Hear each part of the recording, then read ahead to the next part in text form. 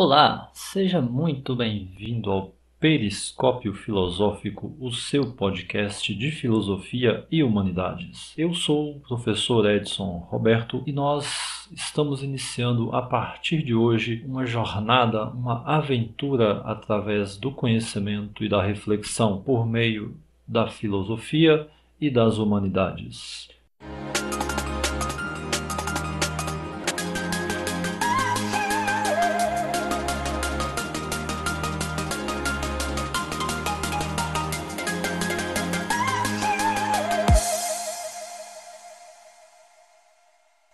Como este é um programa inaugural, temos antes que dar alguns esclarecimentos. Em primeiro lugar, gostaria muito de agradecer a Rafaela Marques e ao Rodrigo Kennedy, que deram esta ideia de começar a gravar esses podcasts. Foi até engraçado porque eu havia perguntado a eles: e vocês querem que eu grave sobre o quê? E eles disseram: sobre o que você quiser. Enfim, o título Periscópio Filosófico é abertamente inspirado numa fala do Antônio Abunjanra. Para quem não conhece o Abu, o mestre Abu, ele foi apresentador, entre outras coisas, claro, ele foi apresentador do programa Provocações da TV Cultura, hoje apresentado pelo Marcelo Taz. E no início do programa, Mestre Abu costumava dizer que o Provocações, o seu programa, podia não ser uma janela aberta para o mundo, mas certamente era um periscópio sobre o oceano social. E é com esse espírito do Abunjanra que nós gostaríamos de iniciar esse podcast. Nós podemos não ser uma janela aberta para o mundo, para a filosofia ou para a reflexão, mas certamente seremos um periscópio que nos ajudará a enxergar um pouco além da nossa imensa ignorância. E, para iniciar a nossa série de podcasts, vamos, inclusive a partir da proposta da Rafaela e do Rodrigo, iniciar com a série preparatória para o Enem, que criativamente e imaginativamente chamaremos de Pré-Enem.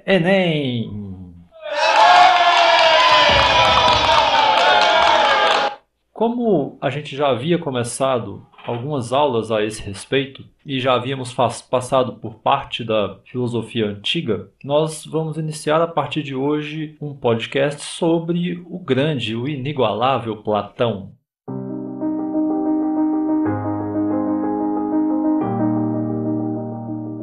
Na verdade, esse é um podcast preparatório para o Enem. Falaremos aqui de coisas que vão cair no Enem e de coisas que evidentemente também não vão cair no Enem. As últimas, as que não vão cair no Enem, saibam, é a parte mais importante do nosso podcast. O nosso geralzão sobre o Platão inicialmente vai contemplar um contexto biográfico, histórico e geográfico. Depois vamos falar um pouco sobre os escritos e alguns aspectos da filosofia platônica em geral. Partiremos, enfim, para a descoberta da metafísica. Então falaremos sobre a questão do conhecimento em Platão e, numa segunda parte desse podcast, vamos falar sobre a concepção do homem, para então chegarmos à concepção política e ética do filósofo Platão.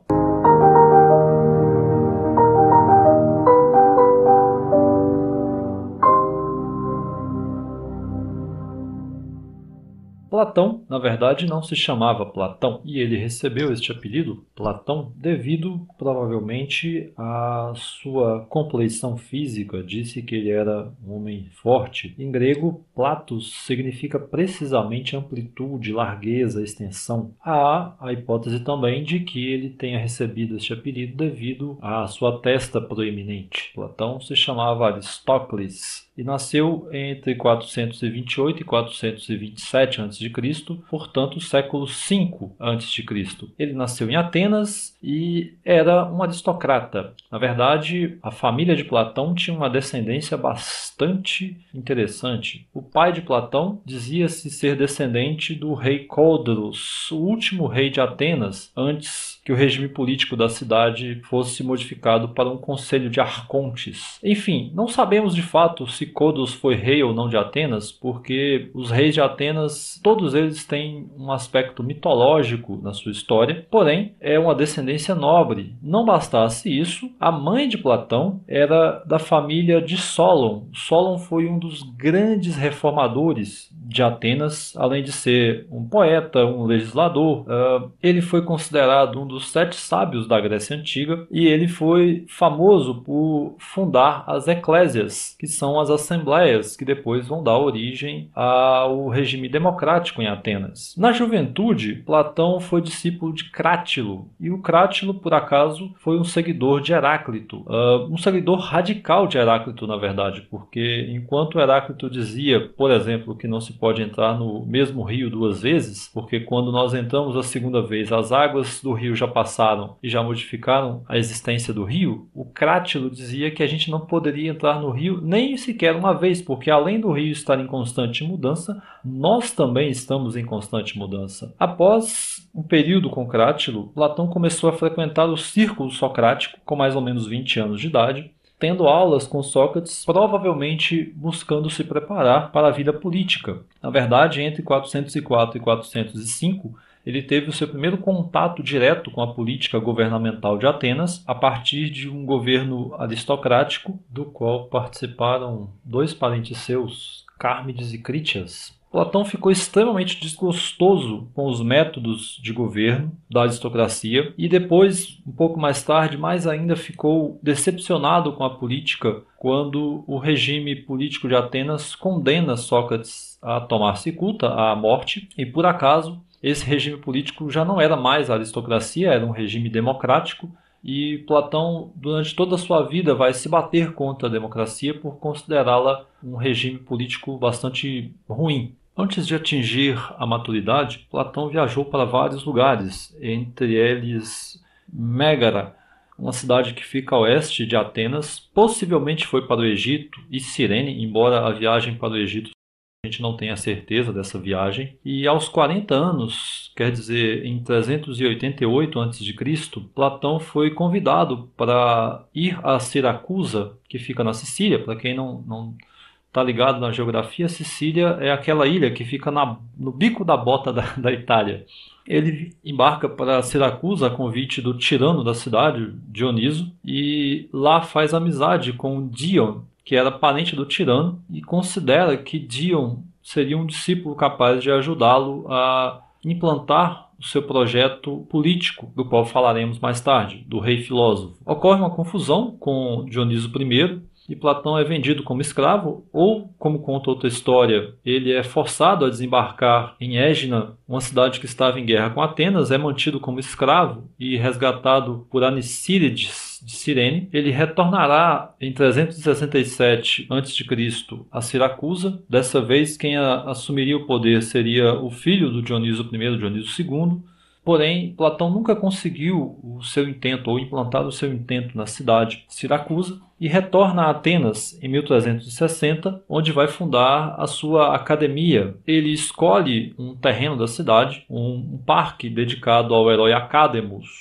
Esse herói é um herói bastante comum no panteão ático, da cultura ateniense, e disse que o Acádemus ajudou os gêmeos Castor e Pólux a localizar sua irmã Helena, raptada por Teseu.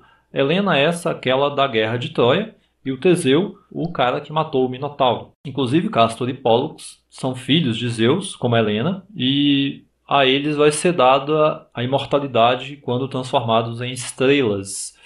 Quem quiser pode olhar para o céu e, se conseguir enxergar a constelação de Gêmeos, vai ver lá as 2 estrelas mais brilhantes, Castor e Pólux, que formam a constelação de Gêmeos. A Academia Platônica perdurou da sua fundação em 383-84 a.C.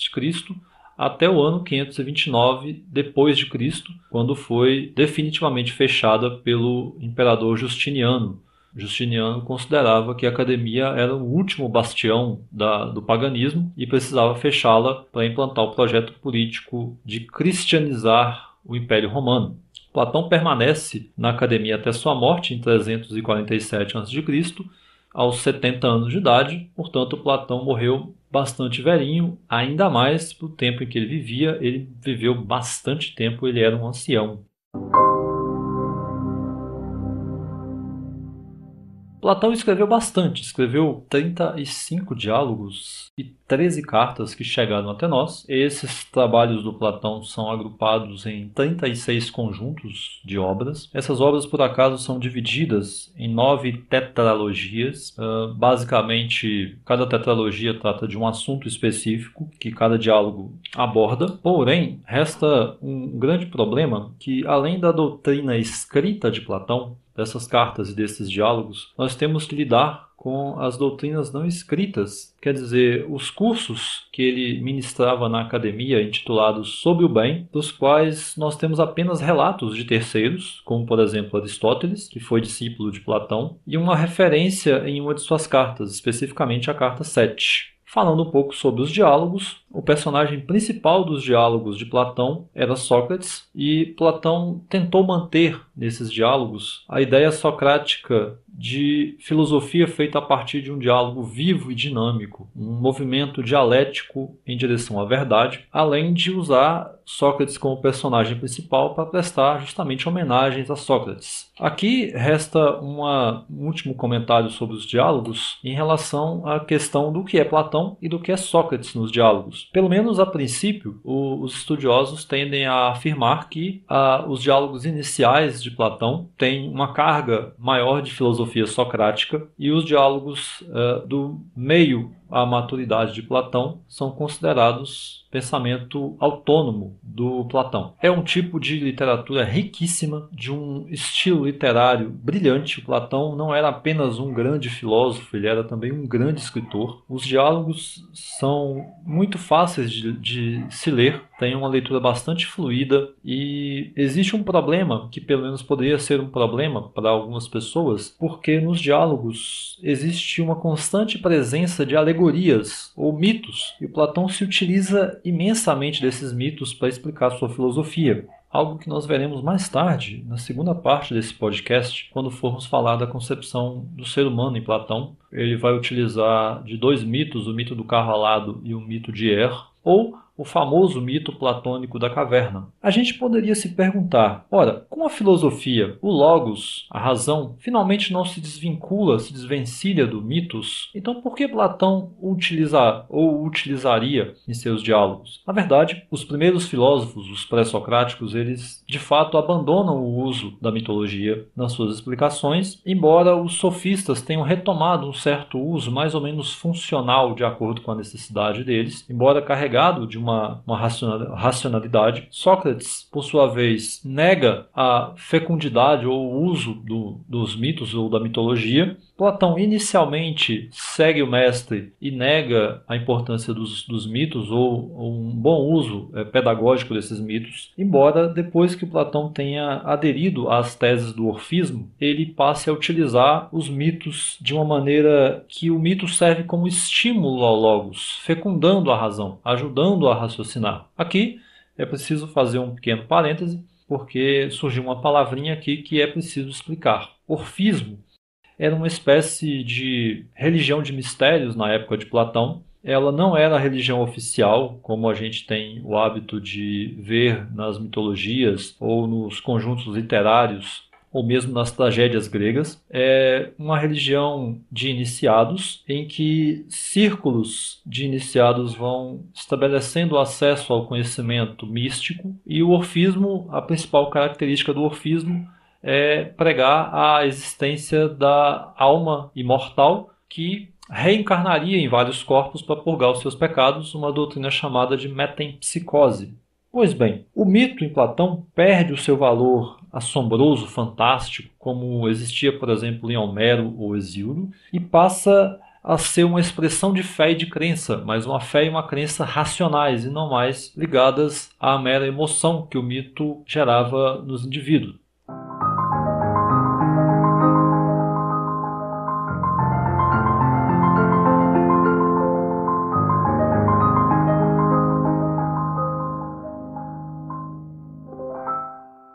As leituras que se fez da obra platônica foram variadas ao longo da história, inicialmente principalmente a partir dos filósofos da academia, que foram os herdeiros de Platão, nesse caso excetuando-se o Aristóteles, que não permaneceu na academia, ele saiu após a morte de Platão. Lê-se a obra platônica a partir de uma perspectiva, de um olhar metafísico gnosiológico, muito relacionado à questão do estudo das causas primeiras e da questão do conhecimento.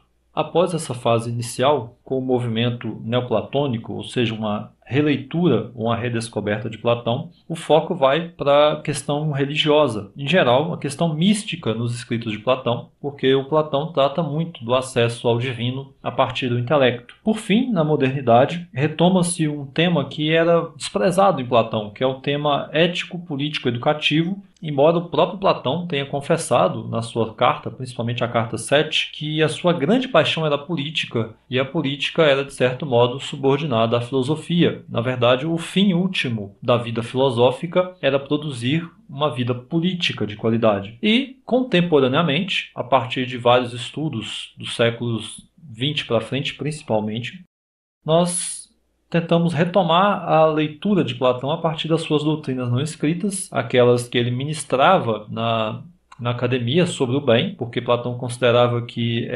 esses conhecimentos sobre o bem não poderiam ser de modo algum escritos, eles deveriam ser trabalhados em diálogos vivos, como pregava o seu mestre Sócrates, embora essa parte seja muito difícil de retomar, justamente porque o que a gente tem são vagas referências de terceiros, ou as entrelinhas de escritos de discípulos de Platão. Mas, afinal de contas, por que Platão é considerado tão importante na história da filosofia, ou pelo menos por que a tradição da filosofia retoma tantas vezes Platão? Ora, porque Platão, a partir do que ele mesmo chamou de segunda navegação, ele descobre o que nós hoje chamamos de metafísica. Ou melhor, ele descobre a dimensão suprafísica, suprassensível, como se existisse algo além do ser físico que os pré-socráticos tratavam. O próprio Platão reconhece que o Anaxágoras, de certo modo, anteviu alguma coisa do que o Platão considera como dimensão suprafísica, quando Anaxágoras estabelece que existe uma inteligência universal que governa todas as coisas, embora o Anaxágoras tenha permanecido aí, não tenha avançado nessa tese. Aliás, Platão chama de segunda navegação porque esse é um termo dos navegantes quando as velas do navio não podem mais mover o navio porque não há vento. Então, toma-se os remos e começa-se a remar para que o navio se mova. E o Platão considerava que a sua descoberta do ser suprassensível ou da dimensão suprafísica tenha sido por um esforço próprio, pessoal dele, que não tinha sido conduzido pelos ventos da filosofia que agitavam os mares da Grécia até então. Esse ser suprafísico não havia sido pensado de fato pelos pré-socráticos, e todos os pré-socráticos tendem a explicar as causas do mundo a partir do próprio mundo, as causas físicas a partir da própria existência de coisas físicas. E o Platão ultrapassa isso dizendo que as causas da natureza são não físicas e essas causas são as ideias, ou eidos, que significam formas, ou as formas. Ele também utiliza o termo paradigmas ou modelos das coisas sensíveis. O conjunto das causas suprassensíveis, ou das ideias, ou das formas, são denominadas de hiperurânio, que significa mais ou menos lugar supraceleste ou lugar acima do céu. O que caracteriza esse hiperurânio? Primeiro, é que ele não ocupa um espaço geográfico, porque as ideias não são físicas, portanto elas não ocupam um espaço físico. Então é um lugar que não é propriamente um lugar, embora ele seja alcançável pelo intelecto, pela razão, pela inteligência. No mundo das ideias, como o próprio nome diz, ideias, existe uma multiplicidade de ideias. Cada uma dessas ideias é em si mesma um modelo, um paradigma para as coisas que existem no mundo sensível, no mundo que nós experimentamos com os sentidos. Essas ideias são eternas, portanto elas não foram criadas e muito menos sofrerão a corrupção, não deixarão de existir. E as ideias são múltiplas porque existem ideias dos valores estéticos, ideias dos valores morais, ideias das coisas corpóreas. ideias dos entes geométricos e matemáticos. Tal como o ser eleático, descrito por Parmênides, as ideias são incorruptíveis e perfeitas. Não se preocupe se você não estiver de fato entendendo ainda. Nós entenderemos melhor quando nós fizermos a relação entre o mundo das ideias e a existência do cosmos sensível, ou a gênese, a geração do cosmos sensível, do mundo que nós podemos experimentar com os sentidos. Porém, antes de chegar nesse ponto, a gente pode fazer uma relação entre a filosofia platônica e a filosofia pré-socrática. Não sei se vocês se lembram, mas a filosofia do Heráclito e a filosofia do Parmênides geram uma antítese. Ora, Heráclito diz que as coisas estão em constante mudança. Parmênides diz que, no fundo, as coisas são estáticas. Elas não mudam. E como cada um deles argumenta muito bem a respeito e tem uma demonstração racional muito bem elaborada, a gente fica num mundo sem solução. A gente fica sem saber a qual dos dois dá razão. E quando Platão concebe e estabelece esse mundo das ideias, ele oferece uma solução extremamente criativa para a antítese entre a filosofia heraclitiana e a filosofia parmenidiana, porque as coisas podem de fato sofrer mudanças no mundo sensível, mas elas são incorruptíveis no mundo inteligível. Platão aqui também consegue solucionar uma antiga briga entre a escola jônica e a escola eleática. Os primeiros, dizem que as coisas são múltiplas. Outros, os segundos, dizem que as coisas são unas.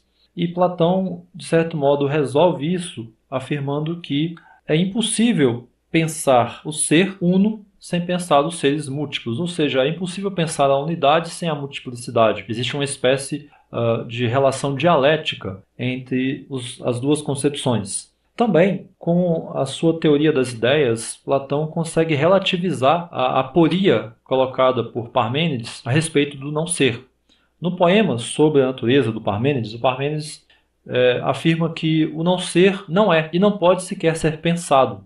O Platão relativiza isso, diz que, ao dizer que o não ser não é não ser absoluto, mas é não ser as outras coisas. Ora, mesmo as ideias que são incorruptíveis e eternas, para que elas sejam o que elas são, elas não podem ser qualquer uma das outras ideias. O não ser, em Platão, não é entendido em termos absolutos, como na filosofia de Parmênides, mas ele é entendido como diversidade e alteridade. E por que isso? Por que Platão advoga uma existência dialética entre ser e não ser, ou uma existência dialética entre unidade e multiplicidade? Simples, porque se o mundo das ideias é o modelo do mundo sensível, do cosmos, então, já que há uma multiplicidade e uma relação entre ser e não ser no mundo sensível, deve haver também no mundo das ideias. Na verdade, o hiperurânio platônico é concebido de modo que ele seria organizado sistematicamente. Quer dizer, há as ideias inferiores e as ideias superiores, e uma conduz a outra, uma dirige-se à outra de modo estático. As ideias, de fato, não se movem, mas uma vai conduzindo a outra por meio do intelecto. Você ascende, você sobe de uma ideia inferior para uma ideia superior, porque as ideias superiores são mais perfeitas do que as inferiores, até que você, enfim, atingiria a ideia suprema, a ideia que condiciona, que determina todas as outras ideias, embora não seja determinada por nenhuma outra. Vai variar de diálogo para diálogo em Platão. Por exemplo, na República, ele utiliza o termo a ideia do bem para simbolizar essa ideia suprema, a ideia absoluta que condiciona todas as outras, embora nas doutrinas não escritas, nos cursos ministrados por Platão na academia, ele não tenha utilizado o termo, segundo as referências pelo menos, ele não tenha utilizado o termo ideia do bem, mas ou uno. E nesse sentido, Platão estabelece a existência da realidade a partir de uma relação entre o um e a díade, ou a unidade e a dualidade. A dualidade é infinita, ela tende infinitamente para o maior ou infinitamente para o menor. E o um, ou a unidade, age determinando, delimitando esse infinito e, por fim, possibilitando a origem das ideias. Vê-se claramente aqui uma inspiração pitagórica na filosofia platônica. Aliás, na porta da academia, no pórtico de entrada da academia, havia um escrito que indica muito bem como que o pitagorismo, ou a filosofia de Pitágoras e a relação com a matemática influenciaram a filosofia platônica. Estava escrito no pórtico da academia: não entre se não for geômetra. E aqui talvez a gente esteja em condição de estabelecer uma relação entre as ideias e as coisas sensíveis, quer dizer, entre o ser suprafísico e o ser físico. Ora, aqui o Platão faz uma espécie de cosmologia e, de novo, ele retoma uma narrativa que seria mítica, embora ela esteja totalmente atrelada a uma racionalidade, a uma ideia totalmente racional. O Platão escreve sobre isso num diálogo chamado Timeu, e nesse diálogo ele relata que havia duas espécies de substância. Um princípio que ele chama de Cora ou Coros, que a gente poderia traduzir como espacialidade ou espaço ou espacial, seria uma espécie de matéria-prima do mundo sensível, uma matéria caótica, sem forma, imperfeita. As ideias, que são incorruptíveis e eternas e, portanto, sempre existiram, e uma entidade intermediária entre essas duas, que o Platão vai chamar de demiurgo, um artífice, um deus que faz. O demiurgo, vendo a imperfeição da Cora e contemplando o mundo das ideias e percebendo como o mundo das ideias era perfeito, belo, bom, por bondade, por amor à perfeição, amor ao bem, o demiurgo, então, tomando como modelo o mundo das ideias, plasma, quer dizer, ele dá forma àquela matéria caótica, àquela espacialidade, de modo que ela se torne um cosmos, ou seja, um mundo ordenado. Claro que na medida do possível, do que era possível ao demiurgo. Percebam que aqui, inclusive, há uma diferença entre a divindade criadora platônica e a divindade criadora das religiões abraâmicas. Deus, o Deus de Abraão, Isaac e Jacó, disse que cria o mundo ex nihilo, ou seja, a partir do nada. Nada existia antes de Deus dar início ao processo de criação e as coisas passam a existir a partir do verbo divino. No caso do artífice platônico, o demiurgo, ele já tem a matéria-prima, seja o modelo a partir do qual ele vai trabalhar, seja a matéria caótica, sem forma, a partir da qual ele vai conceber essa forma inspirada no mundo das ideias. Assim, o demiurgo cria o cosmos, dotando o cosmos de um corpo e de uma alma. Aliás, Platão concebe o mundo como um ser vivo. Detalhe que isso tem uma relação muito interessante com uma corrente de pensamento recente chamada a hipótese de Gaia, que afirma que a Terra é um ser vivo e possui uma espécie de consciência. Platão, na verdade, considerava que o ser vivo e consciente é superior ao ser não consciente, portanto, ele considerava que o mundo era um ser com algum grau de perfeição, dado pelo demiurgo. Inclusive, na concepção grega e platônica, de modo geral, o mundo teve um começo, mas não terá um fim. O mundo não acabará, não existe uma escatologia no sentido cristão do Apocalipse, ou mesmo hindu, de renovação cíclica, ou mesmo muçulmana, de um apocalipse, um juízo final e um fim do mundo de fato. A partir dos modelos, dos paradigmas das ideias, então o demiurgo vai dando forma à Cora e produzindo as coisas que existem no cosmos sensível. E aí a gente pode entender finalmente a ideia de paradigma, o modelo platônico. Ora, tudo o que existe no cosmos sensível tem um modelo no mundo das ideias. Se você pegar, por exemplo, todo o conjunto de árvores nas suas infinitas variações, ou todo o conjunto de cavalos nas suas imensas possibilidades de variações, todo o conjunto de cavalos ou todo o conjunto de árvores, para ficar nas coisas corpóreas, possuiriam um modelo ideal, uma ideia de cavalo perfeita, da qual todos os cavalos do mundo participariam por uma espécie de correspondência. Na verdade, não apenas as coisas corpóreas, embora essas sejam mais fáceis de serem pensadas, mas também os valores estéticos, os valores morais, os entes geométricos, os entes matemáticos, todos eles, ou todo o conjunto deles, possuiria um modelo ideal nesse hiperurânio, uma forma, paradigma, a partir do qual eles ganham existência. Vejam bem, a ideia em Platão não é como nós pensamos hoje, um ente mental, uma construção intelectual. A ideia em Platão é a própria existência verdadeira. É no mundo das ideias que nós vamos encontrar a verdadeira substância, a verdadeira existência. Essas ideias, inclusive, elas têm existência em si e por si,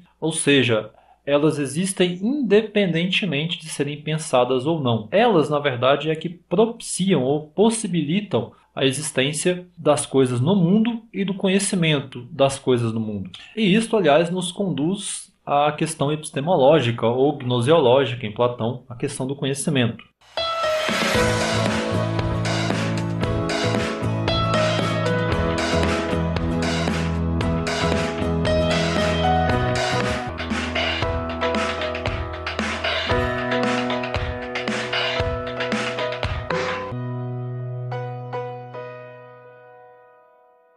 Segundo Platão, o conhecimento se dá por meio da anamnese, ou seja, uma reminiscência, uma rememoração do que já existe na alma.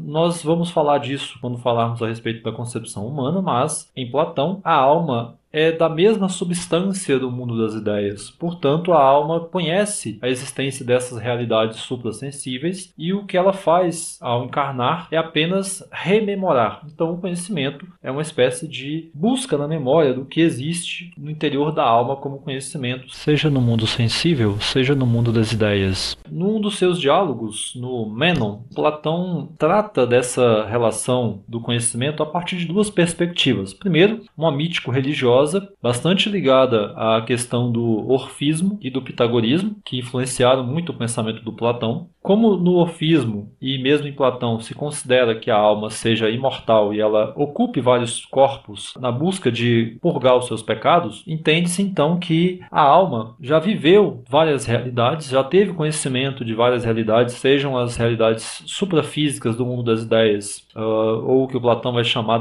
também de planície da verdade, sejam as existências da realidade que essa alma experimentou ao ocupar um corpo. Então, quando a alma encarna de novo, por assim dizer, em um novo corpo, o que ela vai fazer, na verdade, é rememorar aquilo que já estava gravado no interior dela. Além disso, no próprio Menon, existe uma outra perspectiva em relação ao conhecimento, como a anamnese, que é uma perspectiva mais ou menos dialética, em que o Platão relata uma experiência com um escravo que nunca havia estudado geometria em sua vida e foi capaz, a partir do método socrático de maiêutica, ou seja, extrair da cabeça do indivíduo a ideia, a concepção verdadeira. Esse escravo, então, é capaz de resolver um complexo problema de geometria. E o Platão argumenta que, se ele é capaz de resolver esse problema de geometria sem nunca ter estudado geometria em sua vida, é sinal de que ele já possuía aquele conhecimento no interior da sua alma e ele apenas está rememorando este conhecimento. No Phaedon, um outro diálogo platônico, ele retoma essa discussão, embora a partir de outra perspectiva, tendo como base ainda a questão da anamnese ou da reminiscência. E ele argumenta mais ou menos assim: nós temos experiências do mundo sensível que nos indicam relações de grandeza, relações de formas, experiências estéticas, experiências morais, e nós temos na nossa mente a concepção de formas geométricas, grandezas, valores estéticos, valores morais em sua perfeição. E o Platão vai argumentar mais ou menos assim: ora, como seria possível que nós tivéssemos na nossa mente essas concepções de uma forma mais ou menos perfeita, quando a experiência sensível é, por definição, imperfeita e incompleta?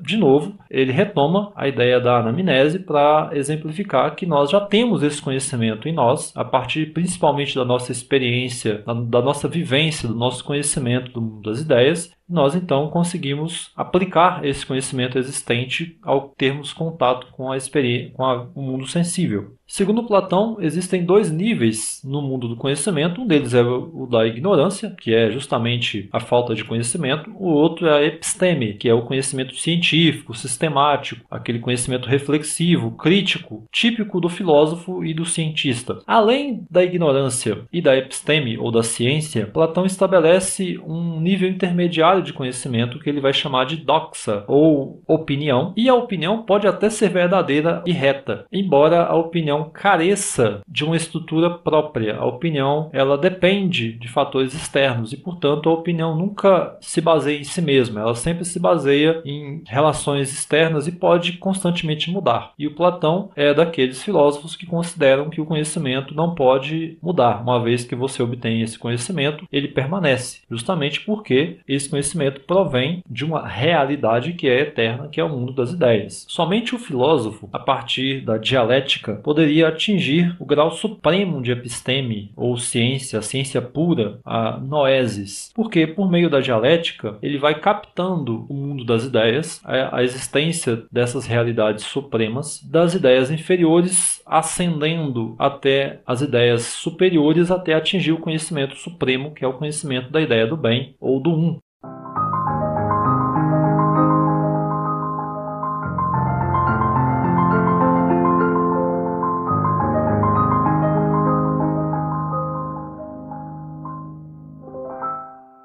Para Platão, tanto a retórica quanto a arte, seja a poesia, seja a arte plástica, nos conduzem, ou pelo menos nos distanciam da verdade. A arte, na medida em que ela é uma imitação. A arte imita as coisas sensíveis. As coisas sensíveis são imitações ou cópias das ideias ou das formas supremas. Logo, a arte é a imitação da imitação. Por ser imitação da imitação, ela jamais poderia nos conduzir de fato à verdade em si mesma. Na verdade, aqui também há uma espécie de disputa de hegemonia intelectual, porque até a época de Platão e posteriormente até, na cultura grega, a influência pedagógica da poesia é muito forte. E o Platão precisa se bater contra essa poesia, ele precisa se bater contra o Homero e o uso fantástico, religioso dos mitos. Ele precisa estabelecer, de alguma maneira, que a filosofia seria o único mecanismo, o mecanismo mais apropriado para se atingir a verdade. E no caso da retórica, pior ainda, porque a retórica é justamente a arte de convencer pela palavra. E o Platão vai dizer que, como na retórica, deliberadamente, com total intenção, você cria persuasões infundadas ou ilusórias sobre um conhecimento, no sentido apenas de convencer o outro, a retórica ela cumpre um papel de distanciamento da verdade e, portanto, ela deve ser abandonada ou pelo menos subordinada à filosofia, tal como a poesia também deveria ser subordinada à filosofia. Claro que o Platão não vai negar a importância ou o papel fundamental, seja da arte, principalmente da poesia, seja da retórica, na existência humana, mas ele estabelece que, como esses dois campos são distanciadores da verdade, ou pelo menos da verdade como ele estabelece, esses dois campos deveriam ficar totalmente subordinados à filosofia, a única atividade capaz de elevar o ser humano ao conhecimento supremo, ao conhecimento da ideia suprema, da ideia do bem e do mundo das ideias em geral. Porém, Platão não nega que exista uma maneira alógica de atingir o conhecimento do bem, e essa maneira alógica seria a da contemplação da beleza. No caso da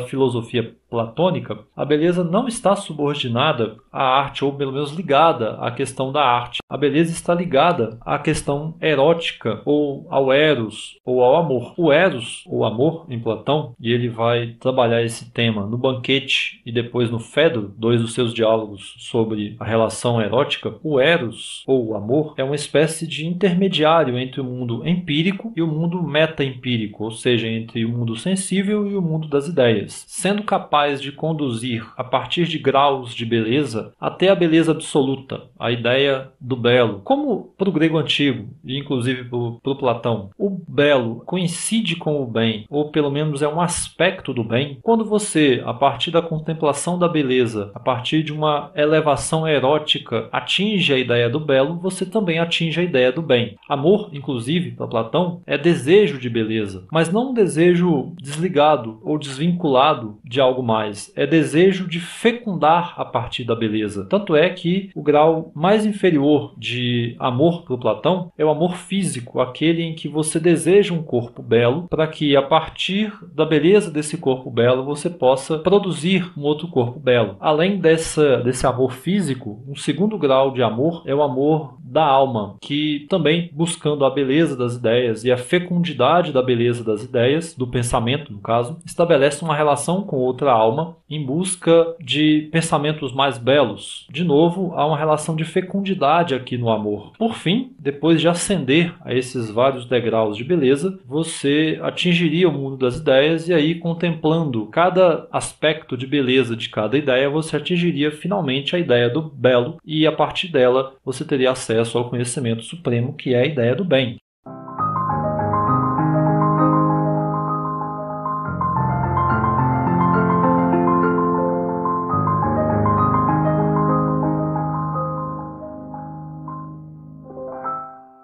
Bem, nós encerramos esse podcast por hoje. Quero muito agradecer a audição de vocês e, na sequência, a gente vai trabalhar os outros dois temas que vão restar em Platão, que são justamente ligados à questão ético-político-pedagógica em Platão. Nós falaremos inicialmente sobre a concepção humana e depois vamos falar sobre a concepção política do Platão, que traz em seu bojo a concepção pedagógica e ética.